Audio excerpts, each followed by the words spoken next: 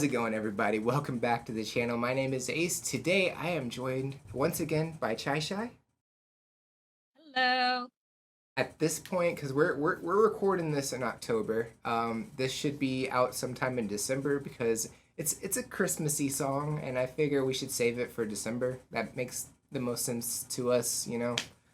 Not that the decor does not represent Christmas at all because it's all Halloween. But then again, The Nightmare Before Christmas was Halloween and Christmas, so you know what? It's we're just rolling with it. All right, I don't have any Christmas decor that I can put up right now. I'm sorry. It's pretty tacky of you. Listen, I'm in the middle of I by this point in time, I have already packed up and moved to my new apartment anyway. So, but today we are reacting to Pentatonix. You're a Mean One, Mr. Grinch.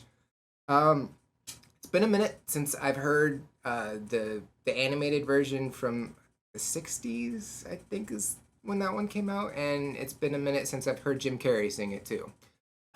With Cindy Lou, who was or who is the singer of the Pretty Reckless. Um, if y'all didn't know that, that's who that is. No, no, This is just one of my favorite songs. Like I just listen to it on shuffle sometimes. Like I just is in my shuffle. So they butcher this, come from my head because I'm come for theirs. no.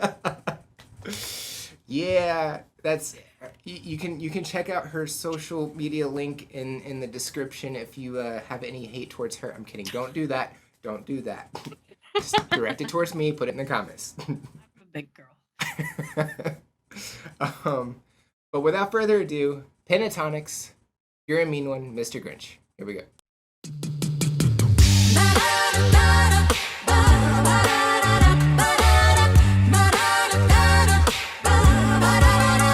You're a mean one, Mr. Grinch. You really are a heel. You're as cuddly as a cactus. You're as charming as an eel, Mr. Grinch. You're a bad banana with a greasy black peel.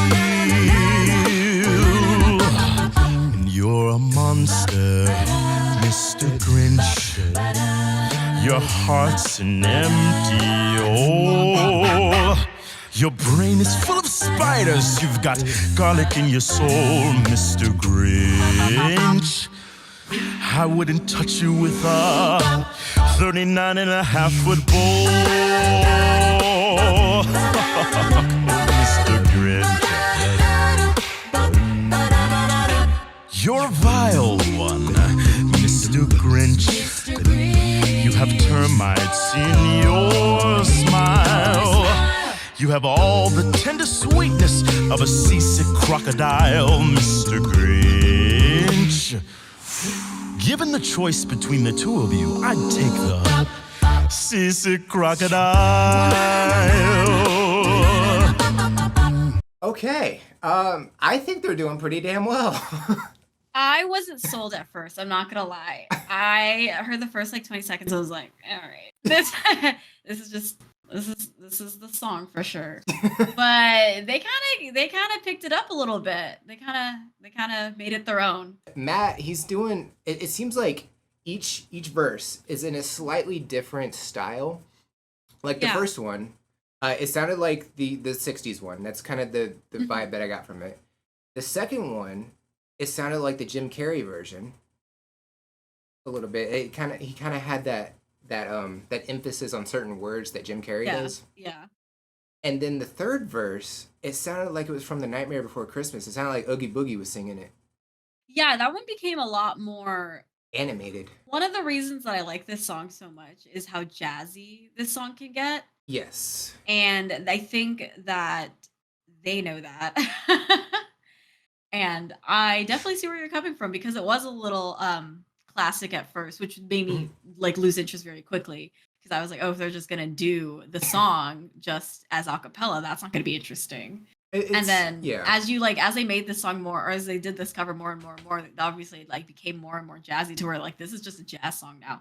And they definitely caught on to that.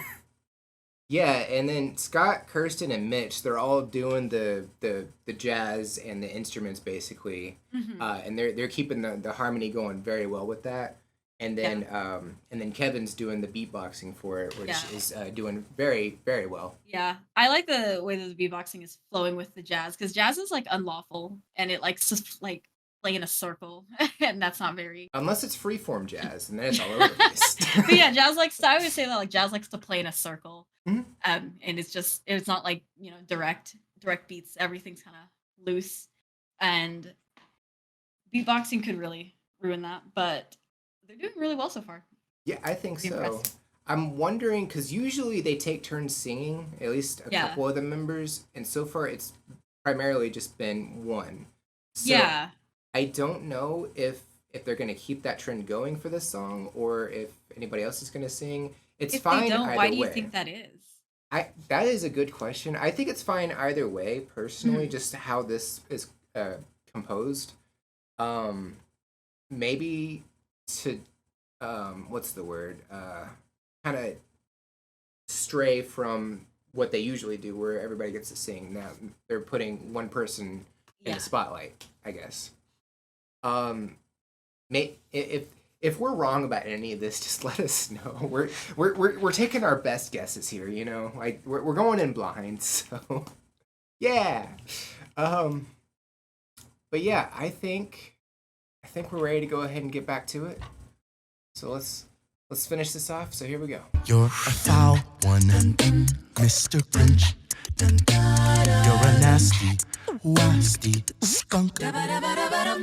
Your heart is full of unwashed socks. Your soul is full of gunk, Mr. Grinch. The three words that best describe you are as follows, and I quote: stink, stank, stunk.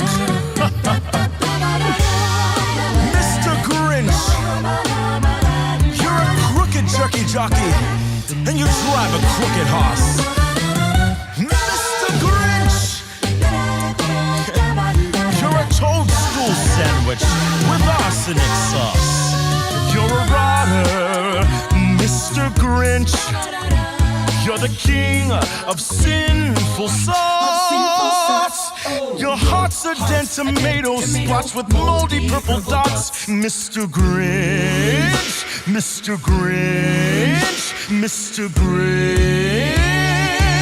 Your soul is an appalling dump heap overflowing with the most disgraceful assortment of the most deplorable rubbish imaginable. Mangled up in, tangled up now. Mr. Grinch.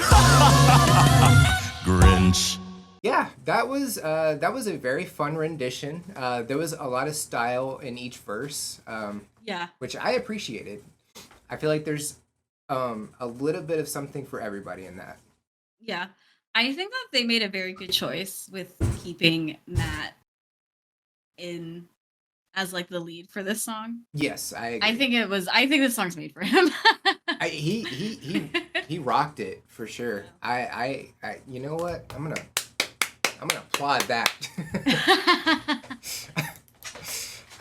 Cause like it's not often. I mean, I've only seen like 4, maybe 5 Pentatonix performances on YouTube, and every time there's multiple singers. So this is, at least for me, a first. And Yeah. maybe I'm wrong. Maybe there's other songs that they've done that where it's primarily one singer. I don't know. If y'all know, let me know. I would like to learn. It would be cool. I was gonna say you said it was like there's something for everybody, and I really like that. There is something for everybody. Some people don't like a lot of people don't like a lot of different covers of this song, and I think this is a cover that everybody can appreciate at some point in the song. Yeah, I think so.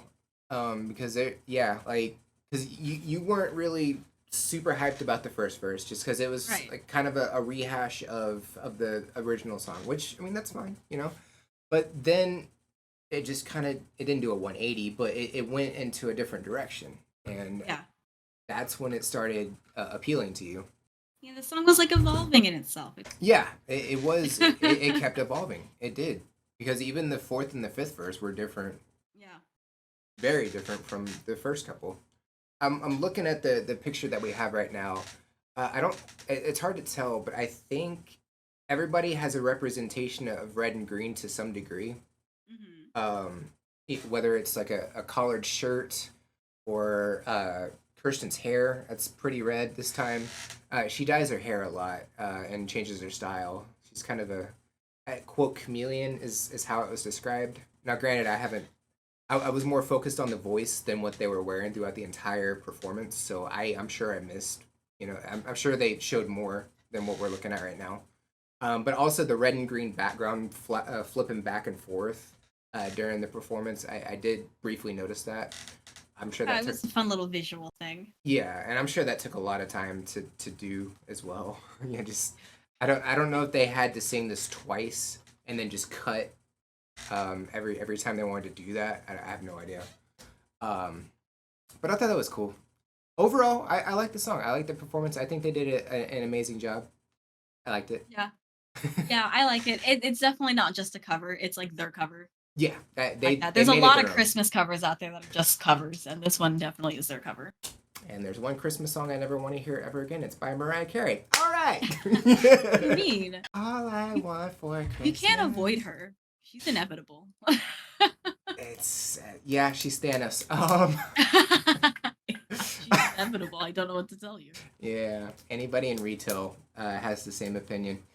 But yeah, that is Pentatonix. You're a mean one, Mr. Grinch. If you have any other requests that should be checked out, drop them in the comments below. I'd love to check them out. Don't forget to like and subscribe. It's cool. It's free. It does the thing. It tells me I'm doing the right thing, going in the right direction, things like that. Don't forget to check out the description of the video as well. Chai's Twitch channel is in there, so you can go check her out and follow her and say hi. My socials are also in there. The video we reacted to is also in there, so you can go check that out and go tell Pentatonix we said hi. But I think that is it for this reaction. Check out the next one. Bye, guys. Bye.